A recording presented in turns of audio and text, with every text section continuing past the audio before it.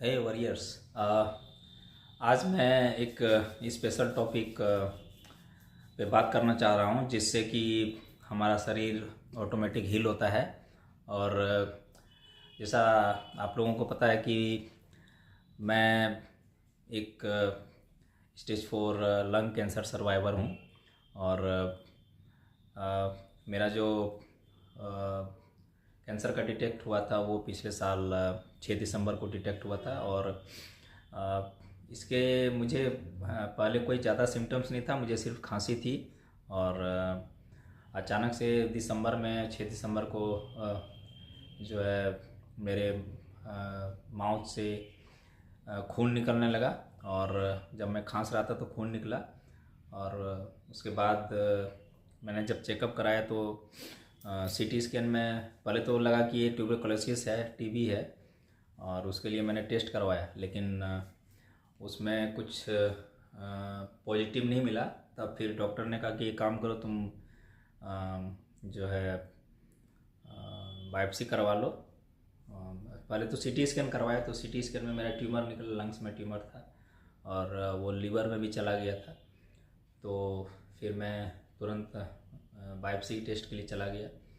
और biopsy test कराने के बाद जो मेरा रिपोर्ट था वो पॉजिटिव आ गया। तो उसके बाद मेरा ओरल केमो चालू हुआ।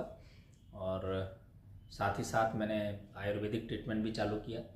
और योग प्राणायाम जो है मैं पहले भी करता था, 10-15 मिनट आधे घंटे से करता था, ज़्यादा नहीं करता था। लेकिन जब मुझे ये प्रॉब्लम हुआ तो मैंने योग और प्राणायाम जो है वो पूरा बढ़ा दिया। और मैं 2 घंटे 3 घंटे करने लगा। तो साथ ही साथ मैंने अपने लाइफ में और भी एक चेंजेस किए। मैंने जो है अपने जो खाने का जो इंटरवल है उसको मैंने 8 आवर्स 8 आवर्स में उसको इंक्लूड कर दिया कि मुझे सुबह 10 बजे से लेकर शाम के 6 बजे तक ही खाना है। तो पहले भी मैं शाम के 7 बजे तक खा लेता था, लेकिन मैं 3 बार खाता था खाना। मैं शाम के 7 बजे तक खाता था, 7 बजे 8 बजे मैक्सिमम, लेकिन मैं 3 बार खाना खाता था। उसके बाद मैंने क्या किया, जब ये प्रॉब्लम मुझे हुआ तो मैंने सिर्फ एक बार खाना चालू किया। मैंने डायरेक्ट तुरंत जो है 3 बार खाना बंद कर दिया। और मैं सुबह 10 बजे जो है फ्रूट्स लेना शुरू किया, फ्रूट्स लेना शुरू किया। और शाम के 4 बजे जो है मैं एक बार खाना खाता था, रोटी और चावल जो भी मिल जाए मैं खा लेता था, थोड़ा सा चावल थोड़ा सा रोटी खा लेता था। और कुछ दिनों के बाद फिर मैंने उस डाइट में थोड़ा और चेंज किया और मैंने रोटी और चावल को अवॉइड करना शुरू किया और मैंने सिर्फ वेजिटेबल्स, रॉ फूड्स खाना शुरू किया। तो एक टाइम मैं 3 या 4 बजे मैं रॉ फूड्स में लेना शुरू किया और उसके बाद सुबह को मैं फ्रूट्स सिर्फ लेना शुरू किया। तो इससे 1 महीने के अंदर ही जो है तब तक मेरा ओरल केमो कुछ भी ट्रीटमेंट चालू नहीं हुआ था, एलोपैथी आयुर्वेदिक कोई ट्रीटमेंट चालू नहीं किया था मैंने। 1 महीने में ही मेरा जो प्रॉब्लम था वो ठीक होने लगा। और उसके बाद मुझे स्टेमिना भी, मेरा जो बीच में गड़बड़ हो गया था, जब मुंह से ब्लड निकलने के बाद जो है मेरा प्रॉब्लम थोड़ा सा बढ़ गया था, क्योंकि मैं ढंग से सांस ले पा रहा था लेकिन थक जाता था। तो ये सब प्रॉब्लम मेरा ठीक होने लगा धीरे धीरे। तो मुझे लगा कि भाई ये बहुत ही ज़्यादा फ़ायदा कर रहा मुझे। और ये जो सॉल्यूशन था ये मुझे ऐसा नहीं है कि पहली बार मैंने कहीं से पढ़ा, मुझे पहले से ही पता था कि भाई एक तरह का अगर हम खाना में लिमिट करें तो बॉडी को हमारा टाइम मिलता है और बॉडी हमारा ऑटोमेटिक हील होता है। और ये बहुत सारे लोगों, क्योंकि मैं इस फील्ड में, यानी डाइट क्या लेना नहीं लेना, मुझे थोड़ा बहुत पहले से नॉलेज था। तो इसलिए जो मैं कुछ कुछ पढ़ता रहता था तो मुझे पता था। तो जब मुझे ये बीमारी हुई तो मुझे लगा कि नहीं, मुझे जो है इस तरह से खाना को अपना चेंज करना पड़ेगा। तो मैंने खाना चेंज किया और मुझे काफ़ी उसका फ़ायदा मिला। और फ़ायदा मिलने के बाद मेरा बॉडी रिवाइव करने शुरू किया। मैं फिर फील्ड में जाने लगा और जाके दौड़ने भी शुरू किया मैं दौड़ने लगा। एक लंग में किसी को ट्यूमर हो जाए तो आप अगर फील्ड में दौड़ रहे हो तो ये बहुत बड़ी बात होती है। तो भले मैं 1 राउंड या 2 राउंड दौड़ता था, लेकिन मैं दौड़ता था। उसके बाद एक चीज़ और हुआ कि मैंने क्या किया कि शाम को मैंने खाना बंद कर दिया, तो सुबह फिर दूसरे दिन 10 बजे खाता था, तो एक तरह से मुझे गैप मिल जाता था, मेरे बॉडी को गैप मिल जाता था। कम से कम 14-15 घंटे का गैप मिल जाता था, 15 आवर्स मिनिमम गैप मिल जाता था। तो इसी को लोगों ने नाम दे दिया है इंटरमिटेंट फास्टिंग। आजकल बोला जाता है इसको कि भाई इंटरमिटेंट फास्टिंग आप करो तो आपका बॉडी जो है वो हील होने शुरू हो जाएगा, ऑटोमेटिक हील होगा। तो इसी को जो आज के साइंस में बोला गया है, इसको आप लोगों ने कहीं और पहले भी देखा होगा, और जिसने नहीं देखा है मैं उसे बताना चाह रहा हूँ। इसे ऑटोफेजी बोला जाता है। ऑटोफेजी मतलब जब हमारा बॉडी सेल्फ हीलिंग करता है, अपने आप हील करता है, तो ये बॉडी जो है किसी भी बीमारी को ठीक करने में लग जाता है। हमारा बॉडी कभी नहीं चाहता कि हम बीमार रहें, ये कभी नहीं चाहता, क्योंकि बॉडी खुद ब खुद अपने आप को ठीक करना चाहता है, लेकिन हम उसको समय नहीं दे पाते हैं, बॉडी को समय नहीं देते हैं। जो भी मिलता है हम ठूसते जाते हैं, खाते जाते हैं, सुबह से लेकर शाम तक, रात तक खाते ही रहते हैं। तो इससे क्या होता है कि बॉडी में जो हीलिंग पावर रहता है वो जनरेट नहीं हो पाता बॉडी में, क्योंकि हमारा पेट खाली रहेगा, शरीर खाली, मतलब शरीर में अननेसेसरी उसको एनर्जी खाना को पचाने में अगर वो नहीं लगाएगा तो फिर बॉडी अपने आप को हील करना शुरू करेगा। तो आप जब हम खाना बॉडी में डालते रहते हैं, अपना पेट में डालते रहते हैं खाना, तो क्या करता है कि हमारा जो शरीर के जो ऑर्गन्स हैं, जैसे हमारा लीवर है, हमारा जो किडनीज है, और भी गोल्ड ब्लैडर्स है, ये सारे खाना को पचाने में ही लगा रहता है, खाना का प्रोसेस करने में ही लगा रहता है। तो सारा एनर्जी उसी में चला जाता है। आप एक चीज़ महसूस किए होंगे कि आप दोपहर में या रात में कभी भी चावल, ढेर सारा चावल आप खाते हैं, ठीक है, या रोटी खाते हैं, तो थोड़ी देर बाद, आधे घंटे बाद, 1 घंटे, आधे घंटे बाद, 10 मिनट बाद ही आपको लगने लगता है, पूरा आलसी जैसा लगने लगता है, आपको शरीर में ताकत नहीं रहता, लगता है थोड़ा सा लेट जाएं, थोड़ा सा सो लें। तो ऐसा क्यों होता है? तो ऐसा इसलिए होता है क्योंकि जो हम खाना खाते हैं तो हमारा शरीर जो है पूरी तरीके से उसको पचाने में लग जाता है, हमने ओवर ईटिंग कर लिया, तब ऐसा होता है। ओवर ईटिंग करने की वजह से जो है हमें नींद आना शुरू हो जाता है, तो हमको लगता है कि यार हमने तो पेट भर के खा लिया। लेकिन अगर अगर अगर हमारा अगर शरीर के हिसाब से देखा जाए, बॉडी के हिसाब से देखा जाए, तो उतना खाने की ज़रूरत नहीं पड़ती है। आप थोड़ा सा बोला जाता है कि हमेशा बोला जाता है कि आप जो है 4 भाग में 2 भाग जो है, अगर आप खा रहे तो 2 भाग खाओ, 1 भाग हवा के लिए रखो और 1 भाग पानी के लिए रखो। तो 4 भाग में हमें 2 भाग ही खाना रहता है। लेकिन ये हम लोगों को घर में शुरू से नहीं सिखाया जाता है, क्योंकि हमको जो मिलता है हम खाते रहते हैं। तो इससे क्या होता है, बॉडी में कभी भी हीलिंग जो है वो स्टार्ट नहीं हो पाता है। और लोग बोलते हैं अरे जितना खाओगे क्या दिक्कत है। लेकिन शुरुआत में जब आप याद करो, जब पुराने ज़माने में हमारे दादा परदादा लोग होते थे, तो शाम के 6 बजे 7 बजे तक खा पी के सो जाते थे, क्योंकि उस समय इतनी ज़्यादा टेक्नोलॉजी एडवांस नहीं थी। और उस समय में लोगों का जो आयु भी था वो 100 साल से ज़्यादा था। मैक्सिमम केस में आप देखोगे, आप गांव देहात में आप जाओगे या फिर शहर बाज़ार में भी बहुत सारे जो बुजुर्ग लोग हैं उनकी आयु 100 साल से ज़्यादा मतलब रही होगी, और आस पड़ोस में भी आपको देखने को मिलेगा। तो उसका रीज़न वही था कि वो खाना जो है एक पर्टिकुलर टाइम में खाते थे, और उस समय एक रीज़न ये भी था कि इतने सारे कृत्रिम चीज़ नहीं थे जो लोगों को रात में दिन में जगा के रखे, और रेडिएशंस वगैरह भी इतना ज़्यादा नहीं था। दूसरी चीज़ थी जो अभी जो खाना का जो सब्जी आ रहा है, कुछ जो जितना चीज़ आ रहा है सब ऑर्गेनिक नहीं है, नॉन ऑर्गेनिक है।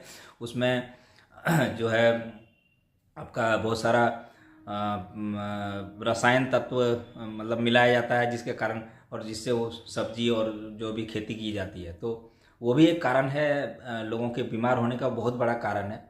और कैंसर होने का ये एक बहुत बड़ा कारण है, जो हम खाने के साथ जो रसायन को खा रहे हैं, जो फालतू चीज़ों को खा रहे हैं, उससे उसकी वजह से जो है शरीर में कैंसर फैल रहा है। लेकिन अगर आपको इन सब चीज़ों से लड़ना है तो डेफिनेटली ऑर्गेनिक खेती की तरफ सबको लौटना पड़ेगा, और साथ ही साथ जो है खाने पीने में लोगों को ध्यान देना पड़ेगा। एक पर्टिकुलर टाइम में आदमी को खाना पड़ेगा, और साथ में आप जो है रात में जो जो खाना खाते हैं उसको बंद करना पड़ेगा, क्योंकि जो बीमार नहीं हैं उनको भी चाहिए कि वो 7 बजे तक कम से कम खा ले खाना। लेकिन बहुत सारे ऐसे लोग हैं जो ऑफिस जाते हैं 8 बजे 10 बजे रात में आते हैं, उनके लिए पॉसिबल नहीं हो पाता।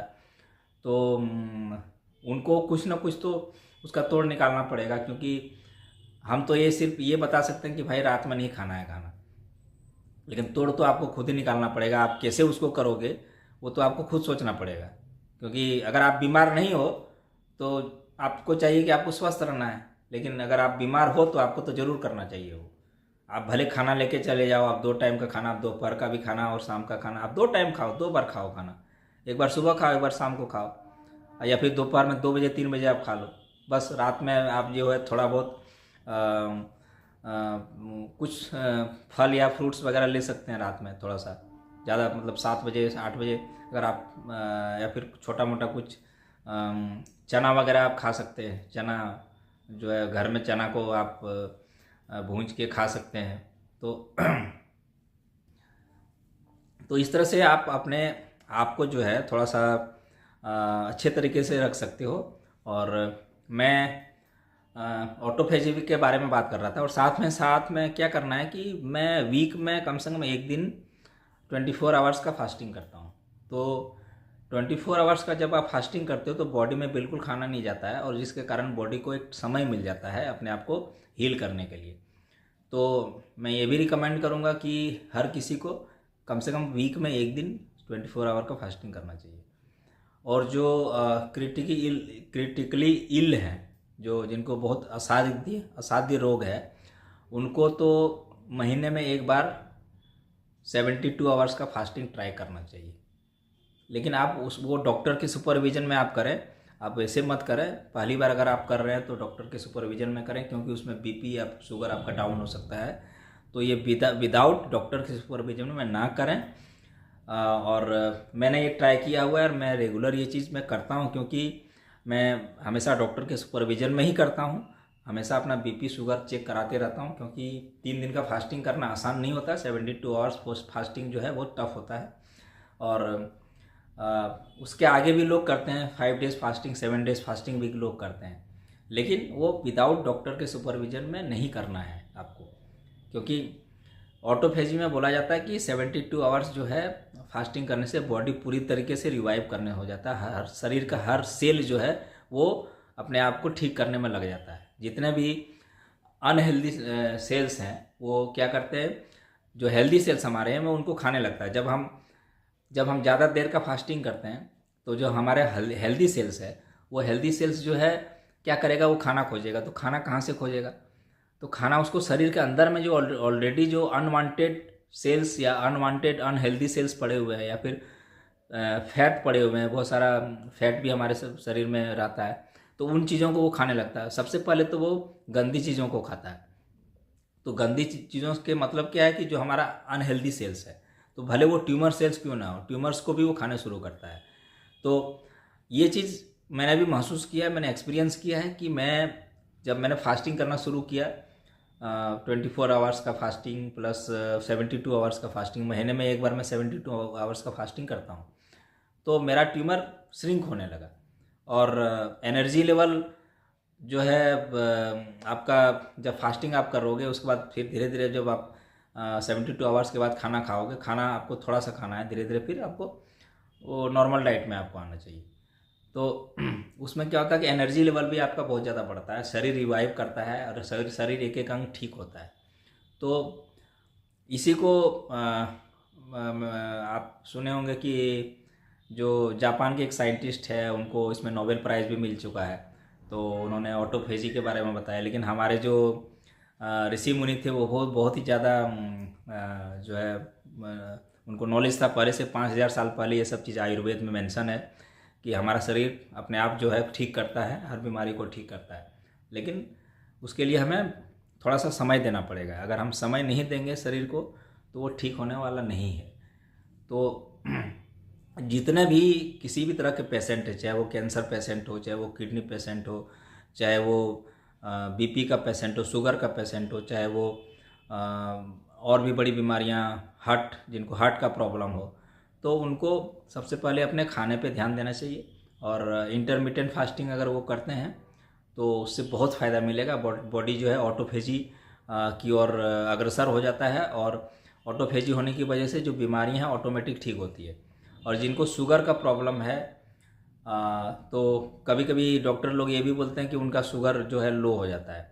तो शुगर लो होने के लिए कभी कभी लो हो गया, कभी बढ़ गया, तो अगर आपका शुगर लो होता है तो उसके लिए बहुत सारा तरीका है जो आप अपना सकते हैं। आप मुनक्का वगैरह 2-4 खा सकते हैं जब आप फास्टिंग करते हो। तो ये सब चीज़ आप डॉक्टर के सुपरविजन में करें, आप किसी डॉक्टर से मिलें और उनको आप बताएं कि मुझे इंटरमिटेंट फास्टिंग करना है, तो मैं उसके लिए क्या करूं, तो आपको ज़रूर से ज़रूर सलाह देंगे। और साथ में अगर कोई 24 आवर का फास्टिंग भी करना चाहते हैं तो आप डॉक्टर से सलाह लें, वो आपको ज़रूर बताएंगे कि किस तरह से आपको फास्टिंग करना चाहिए। तो ये सब बहुत इंपॉर्टेंट चीज़ है और मैं ये अपने लाइफ में कर रहा हूँ और मुझे इसका बहुत ही ज़्यादा फ़ायदा मिल रहा है। और अगर आप भी ये करना चाहते हैं तो ज़रूर ट्राई करें, लेकिन डॉक्टर का सुपरविजन में करें। और हमारा बॉडी जो है अगर ऑटोफेजी में एक बार एंट्री मार दिया तो मैं आपको विश्वास दिलाता हूँ कि आपको अपने आप जो है उसका अनुभव महसूस होगा। तो ऑटोफेजी के लिए आपको 2 चीज़ करना पड़ेगा, इंटरमिटेंट फास्टिंग, और दूसरा जो है वो आपका है 24 आवर फास्टिंग। और अगर 72 आवर्स फास्टिंग आप कर पाते हैं तो वो बहुत ही ज़्यादा अच्छा है। लेकिन वो अपना हेल्थ को आप देख के कीजिए जो भी फास्टिंग आप कर रहे हो। लेकिन इंटरमिटेंट फास्टिंग आप कर सकते हो, उसमें आपको क्या है कि खाना आपको बंद नहीं करना है, आपको एक पर्टिकुलर विंडो में खाना खाना है। मतलब सुबह आप 10 बजे से चालू किए तो शाम के 6 बजे तक खाओ। और हमारे ऋषि मुनि भी बोलते थे कि भाई सूर्यास्त के बाद खाना नहीं खाना चाहिए। तो ये आपने बहुत सारे वीडियोज़ में देखे होंगे, तो मैंने अपना एक्सपीरियंस शेयर किया कि भाई आप जो है रियल में आप जब किसी को देखते हो उसमें ठीक होते हुए तो आपको बिलीव होता है। जब आप उसको ठीक होते हुए नहीं देखते हो तो आपको बिलीव नहीं होता, सीधा सा बात है। तो मुझे भी पहले इन सब चीज़ों में उतना विश्वास नहीं था। जब मैंने खुद करना शुरू किया तब मुझे बिलीव हुआ कि भाई पहले लोग खाना नहीं खाएगा तो बॉडी कैसे बनेगा। ये मेरा भी विश्वास था कि खाना तो खाना पड़ेगा यार, नहीं तो बॉडी कैसे बनेगा, बॉडी तो फिर तो पतले दुबले हो जाएंगे। लेकिन हाँ, आपका अगर आप पर्टिकुलर 8 घंटे का विंडो में खाते हो, सही खाना खाते हो, तो आपका वेट भी लूज नहीं होता है, आपका कुछ भी प्रॉब्लम नहीं होता है, आपका बॉडी भी बनता है। अगर आप जिम जा रहे हो तो आपका जिम वाला बॉडी भी बनेगा, और अगर नॉर्मल बॉडी है तो नॉर्मल बॉडी भी आपका रहेगा, कोई भी प्रॉब्लम नहीं होगा आपको अगर आप इंटरमिटेंट फास्टिंग करते हो। बल्कि आपका बॉडी और ज़्यादा रिवाइव हो जाएगा और ज़्यादा नया हो जाएगा। जब आप 30 साल के रहोगे तो आप 20 साल के दिखोगे। तो 10 साल 15 साल आपका शरीर वैसे ही जो बायोलॉजिकल एज है वो घट जाता है, योग और एक्सरसाइज और प्लस इंटरमिटेंट फास्टिंग करने से। तो ये बहुत ही इम्पोर्टेंट है कि मैं खुद एक जो है कैंसर पेशेंट हूँ और कैंसर से मैंने जो है अपने आप को लड़ा है और अपने आप को सरवाइव किया है। तो इसलिए मेरा वीडियो जो भी लोग देख रहे हैं वो ज़्यादा से ज़्यादा इसको शेयर करें, और साथ ही साथ मेरे चैनल को भी आप सब्सक्राइब करें, क्योंकि चैनल सब्सक्राइब करने में कोई पैसा नहीं लगता है। इससे मुझे मोटिवेशन मिलेगा, मैं आगे भी और भी चीज़ें अपने यहाँ शेयर करूँगा। मुझे जो भी फ़ायदा मिलेगा मैं सारा चीज़ शेयर करूँगा, और इससे क्या होगा कि दूसरे लोगों को फ़ायदा मिलेगा, लोगों को कॉन्फिडेंस मिलेगा। क्योंकि अवेयरनेस बहुत ज़रूरी है। बिकॉज मैंने देखा कि भाई इस बीमारी के बारे में लोगों को अवेयरनेस नहीं है, यहाँ तक कि कोई भी बीमारी के बारे में अवेयरनेस नहीं है, पता नहीं है लोगों को। जब उनको अचानक से बीमारी हो जाता है तब फिर वो इधर उधर दौड़ते हैं। और यहाँ तक कि मेरे साथ भी वैसा हुआ, मुझे इस बीमारी के बारे में थोड़ा सा भी नॉलेज नहीं था, क्योंकि मुझे लगता था यार मुझे तो नहीं होगा ये सब बीमारी, ये तो लोगों को हुआ, इसको हो गया, उसको हो गया, सुना अरे उसको ये बीमारी हो गया, कभी उसको हो गया, तो इस तरह सुनता था मैं। लेकिन जब मुझे हुआ तब पता चला, तब मैंने समझना शुरू किया आखिर ये है क्या, इस बीमारी का कारण क्या है, और ये आखिर होता क्या है, इसका रिजोल्यूशन क्या है, इसको कैसे ठीक करेंगे। तो इसको ठीक करने का जो तरीका मुझे नज़र आया मैंने वो चीज़ किया, और इससे मुझे काफ़ी फ़ायदा मिला। और मैं मतलब कॉन्फिडेंट हूँ, मैं पॉजिटिव हूँ। और उसके बाद मुझे पता है कि मैं इसको ठीक कर सकता हूँ, और मैं फिट हूँ, मैं 100% फिट हूँ, फिजिकली फिट हूँ, मेंटली फिट हूँ, मैं अपना नॉर्मल लाइफ जी रहा हूँ। पिछले 1 साल से मुझे किसी तरह का प्रॉब्लम नहीं हुआ है और आगे भी मुझे विश्वास है कि किसी तरह का प्रॉब्लम नहीं होगा। तो ये आपका दिमाग बोलता है। मैंने एक और भी जो कहावत है ना, बोलते हैं कि हम जैसा सोचते हैं वैसा हमारा दिमाग में उसी तरह होता है, हमारा शरीर में उसी तरह होता है। तो आप पॉजिटिव रहिए और स्वस्थ रहिए, और जो आप सीखते हैं वो आप करके देखिए एक बार। आप ऑटोफेजी को ज़रूर अपने जीवन में लाइए और इससे आपको बहुत फ़ायदा मिलेगा। नमस्कार।